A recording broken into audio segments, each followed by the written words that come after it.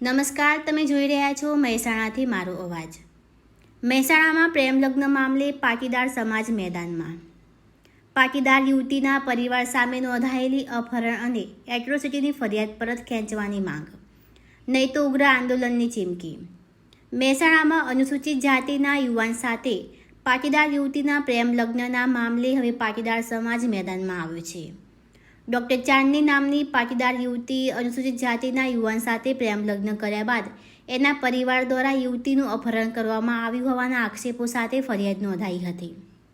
આ મામલે યુવતીના માતા પિતા સામે અપહરણ સહિતની ફરિયાદ નોંધાતા સમગ્ર પ્રકરણ ચર્ચામાં આવ્યું હતું।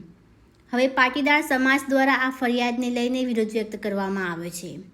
પાટીદાર સમાજના આગેવાનો દ્વારા યુવતીના પરિવાર સામે નોંધાયેલી અપહરણ તેમજ એટ્રોસિટીની ફરિયાદ પરત ખેંચવાની માંગ કરવામાં આવી છે।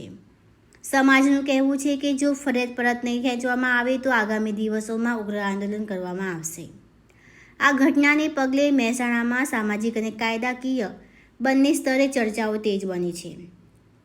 સમગ્ર મામલે હવે પોલીસ અને વહીવટીતંત્રની આગળની કાર્યવાહી ઉપર સૌની નજર છે।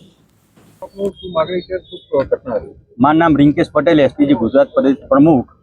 અમારી માગણી એક જ છે કે જે પોલીસે એક તરફી વલણ દાખવ્યું, જે અમારા સમાજની દીકરીનો જે બનાવ બન્યો હતો એની અંદર દીકરીની માતાને ઘરમાં બોધીને અને મારવામાં આવ્યો, તો એક તરફી પોલીસે ફરિયાદ લીધી અને અમારી ફરિયાદ લેતી નથી। તો અમારે અહીંના પીઆઈને એટલું કહેવું કે જો તમે અમારી ફરિયાદ લેજો, નહીં તો ટૂંક સમયની અંદર આજના યા કાલના દિવસમાં બનાસકોટા તથા મહેસાણાના તમામ પાટીદાર સમાજ અહીંયા આગળ એ ડિવિઝન પોલીસ સ્ટેશનમાં ભેગો થશે।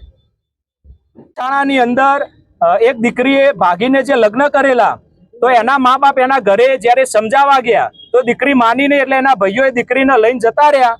ત્યારે એ ઘરવાળોએ આ દીકરીની મમ્મીને ત્યાં ઘરમાં ઘુસાડી અને એમને ગળદાપાટુનો માર માર્યો, અહીંયા પગે લાકડીઓ મારેલી, અહીંયા કોઈ પંચ મારેલો એટલે હોઠ ફાટી ગયેલો, અહીંયા કબજો પણ ફાટી ગયેલો અને એને ધમકી આલતા હતા કે તારી છોકરીને હાલના જ હાજર કરી દે, નકર તારા ભાઈઓને બધાને અમે ખોટા કેસમાં અંદર પુરાવી દઈશું। આવી ધમકીઓ આપી એને મારવામાં આવ્યો।